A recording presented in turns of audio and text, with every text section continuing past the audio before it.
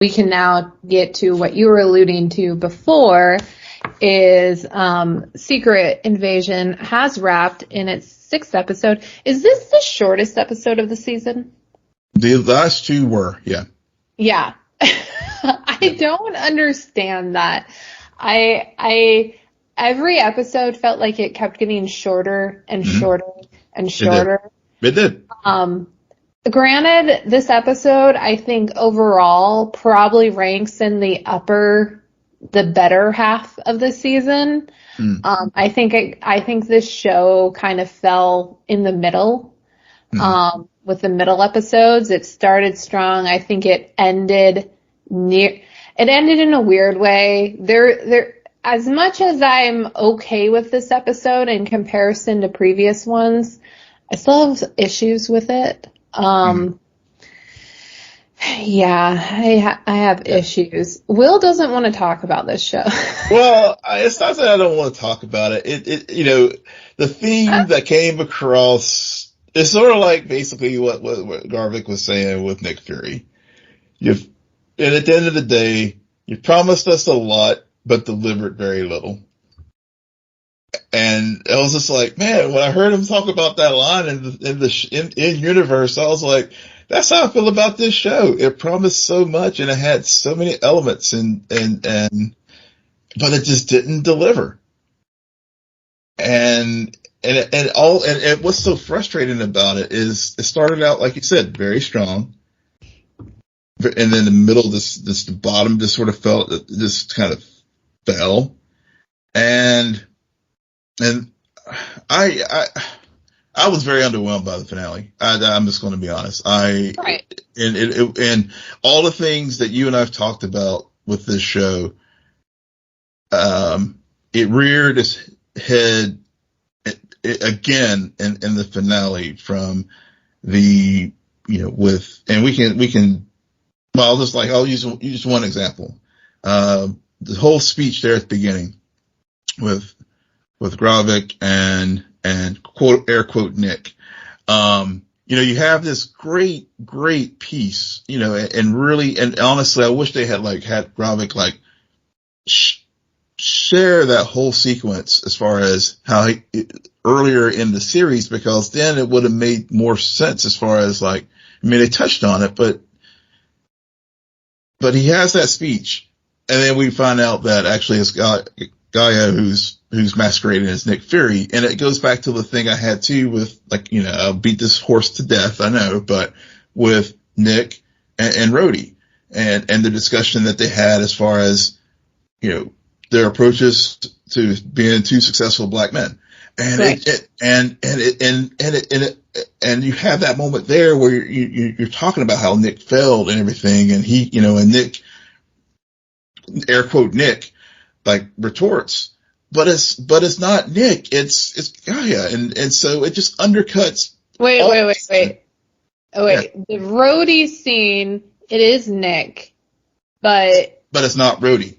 But it's not Rhodey. Okay, you said you were talking about that scene and then said it wasn't Nick, and I was like, no. Yeah. Oh, yeah. But then you go to the finale. Yeah, I'm sorry. Yeah, I'm just so wound up.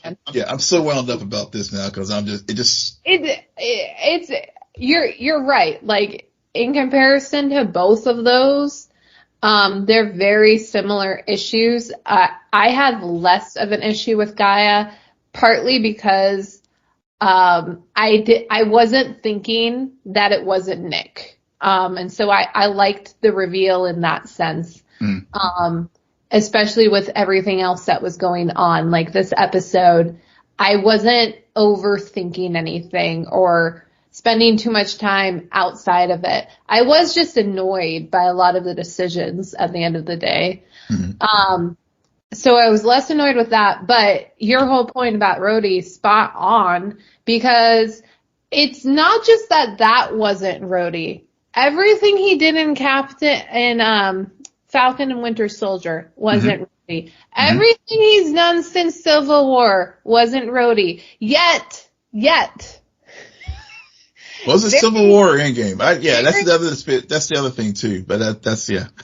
Right, but it's very clear that until the 3rd episode of this season, he doesn't realize he's a Skrull. Like, he's not a Skrull pretending to be Rhodey until the 3rd episode of the season. Mm-hmm. And that's what pisses me off. Mm-hmm. It would have been more impactful. It would have been more like, this is why we like Marvel, is because they plant things like way out there and then you see them come to fruition. Like, nobody's ever been like, oh, I bet you Rhodey's Skrull. Right. Ever, not until this season, and even then, it took till the 3rd episode because he literally started acting differently. Mm-hmm. And which just begs the question, why in that episode and for the rest of the season was he acting so differently if since Civil War he has apparently been a Skrull? Like, he would have been acting the same way. Exactly. So it's just a very annoying thing to put out there. And it wasn't even like, it didn't come to realization in a very prominent way. Like, it reminds me of Talos's death. Yep. It happens. You're like, what? Okay. Yep. And this whole show has a way of these reveals just falling straight flat. Yep. Like, there's a tone deafness to this show. Yeah. And there's just like, it's just like, we'll throw concepts and things up on the screen just to, like, you know, but they fall, there's no cohesive, like, there's no cohesion to it, I guess. I mean, what makes a spy thriller or it really work is, you know, like you said, you set things up and you have the rationale and a cohesion to it, and it just and that it makes logical sense that A, B, and C happen, but it just like went from A to C and there's nothing there in the middle to like wait a minute, you missed something. Yeah, so I mean, I would say, I don't think that there's not a lot of cohesion. I actually think there's a lot of cohesion. There's too much cohesion. And but it's also so surface that it's just, you could bring up all these points about immigration, refugees. Yeah. You touch it, but then it's like you get burned and you're like, but we're not going to actually delve deep into that. Yeah. You could have told a very beautiful love story between Fury and his wife, yet it took you a few episodes to introduce her. Mm-hmm. And then half the time, and then an episode where you're left wondering, oh, is she working for Gravik? Like, what is this relationship? And then we have this with this finale, this is what pissed me off. I know, I'm very strange, but the first bullet I wrote down, technically, is I was like, this is a great conversation between Var and Fury. They're having it over the phone. It's like, I'm going to let you go now. And her response is, you know you don't have to if you don't want to, darling. And I was like, that is a very clever way of being like, talking about something, but not talking about it. Mm-hmm. Like, it's very clever. Yeah. And then they just threw out the good dialogue for the ending, which was very confusing for me because they reunite, he comes home, and then he says, I'm here. I forget exactly what he says, but he says something along the lines of, well, I'm here to say I'm sorry, beg for forgiveness, but I gotta peace out. Yeah. Like, what? What? And then she goes to him in the cornfield with the space shuttle, and she finally, they kiss, but she's in her real Skrull form, and I'm like, what the fuck? Yeah. Because there was so many things they could have mined there with their relationship, and you're right. Everything was surface. Like, to your point that I'm glad you brought up about the immigration and Mhm. and that story and now in this episode now because the president, because he was like duped by this fake roadie all these years, he goes from from point A to now he's just going full on, let's build the wall. And so, and which again, it's like, wait a minute. So couple things there. And, I don't know if it was intentional that they did it that way, the show, Yeah. or it was just kind of like, or they, to show how irrational and how extreme, or if it was or if it was just poor writing. Because if it's poor writing, because now you're over, if you're going that way, then you got New Asgard that's like hanging out there in Norway, and all, a good number of the Avengers and who, so is Thor not welcome now? Okay. So you're talking specifically about the president's hate speech. Yeah. And how you're wondering if it's poor writing because it was such a left turn for that character to make. Mm-hmm. Okay. I just. Yeah. Or what?